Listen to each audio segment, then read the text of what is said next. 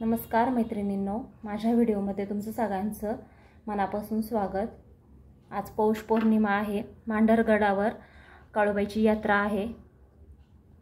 मांढरगडावर काळूबाई कशी प्रकट झाली अशी सुंदर कथा मी आज तुम्हाला सांगते। मंदार पर्वतावर एक लाख्यासूर नावाचा राक्षस तपश्चर्या करत होता भगवान शंकरांची।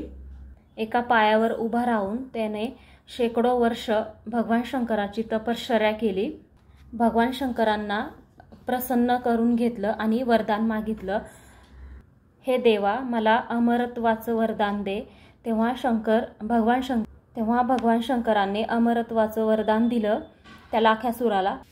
भगवान शंकर म्हणाले, हे लाख्यासूरा, तुला पशु पक्षी प्राणी तुला कोणीच मारू शकणार नाही।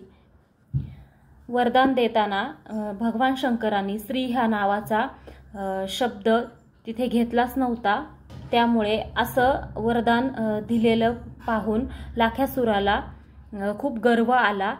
त्याने पृथ्वीवर हैंदोस घालायला सुरुवात केली। देवी देवतांची मंदिरं त्याने पाडायला सुरुवात केली। मंदार पर्वतावरती मांडल्य नावाचे ऋषी होते। ते ऋषी भगवान शंकरांची तपश्चर्या करत होते। यज्ञ चालू होता। तिथे लाख्यासूर आला आणि तो यज्ञ पायाने ढकलला। तेव्हा लाख्यासूर मांडल्य ऋषींना म्हणाला की तुम्ही आजपासून तपश्चर्या करायची नाही, देवी देवतांची पूजा करायची नाही। तो म्हणाला माझी पूजा करा। त्यानंतर मग ऋषीमुनींनी खूप मोठा यज्ञ केला आणि शंकरांना प्रसन्न करून घेतलं। भगवान शंकर प्रसन्न होऊन मग ते शंकर आणि पार्वती हे ऋषींपाशी आले आणि विचारलं, काय वरदान पाहिजे तुम्हाला? तेव्हा ऋषी म्हणाले, देवा आम्हाला त्रास आहे, त्या लाख्यासूरापासून आम्हाला वाचवा। तेव्हा भगवान शंकर म्हणाले, मी त्याला वरदान दिले आहे, मी त्याला मारू शकत नाही। तेव्हा पार्वती माता म्हणाली की हे देवा, तुम्ही तर सृष्टी निर्माण केली आहे आणि तुम्ही सृष्टी नष्ट होताना असे गप्प कसे बसू शकता? तेव्हा भगवान शंकर म्हणाले, हे पार्वती, तू आदी माया शक्ती आहेस, तूच त्याला मारू शकतीस, तू काळेश्वरी।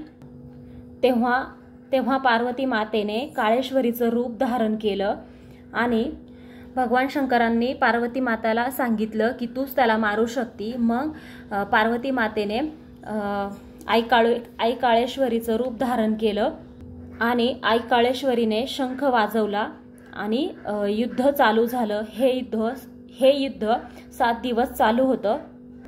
परंतु लाख्यासूराचं रक्त जमिनीवर पडल्यावर, त्याच्यावर सूर्यकिरणे पडल्यावर अनेक हजारो लाख्यासूर जन्माला येत होते। असं पाहून देवी गुप्त झाली, जंगलात गेली। तिथे मग सटवाई देवी आली आणि सटवाई देवीने सांगितलं की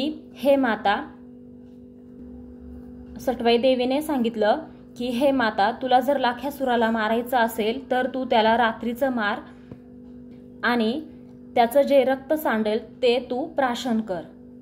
ते रक्त जमिनीवर सांडून देऊ नको। तो दिवस होता पौष पौर्णिमेचा आणि मग काळूबाईने शंख वाजवला। लाख्यासूर त्या ठिकाणी युद्धासाठी आला आणि परत युद्ध चालू झालं आणि मातेने त्याचं मुंडकं आकाशात उडवलं आणि त्याचं रक्त जमिनीवर पडून न देता ते प्राशन केलं। अशा प्रकारे लाख्यासूराचा वध झाला। तो दिवस होता पौष पौर्णिमेचा। त्यामुळे मांढरगडावर या दिवशी यात्रा भरते आणि आई काळूबाई आदिमाया पार्वती मातेचा अवतार आहे आणि मांडल्य ऋषीमुळे मांढरगडाला मांढरगाव हे नाव पडलं। व्हिडिओ आवडला असेल, माहिती आवडली असेल तर माझ्या चॅनलला सबस्क्राईब करा। धन्यवाद।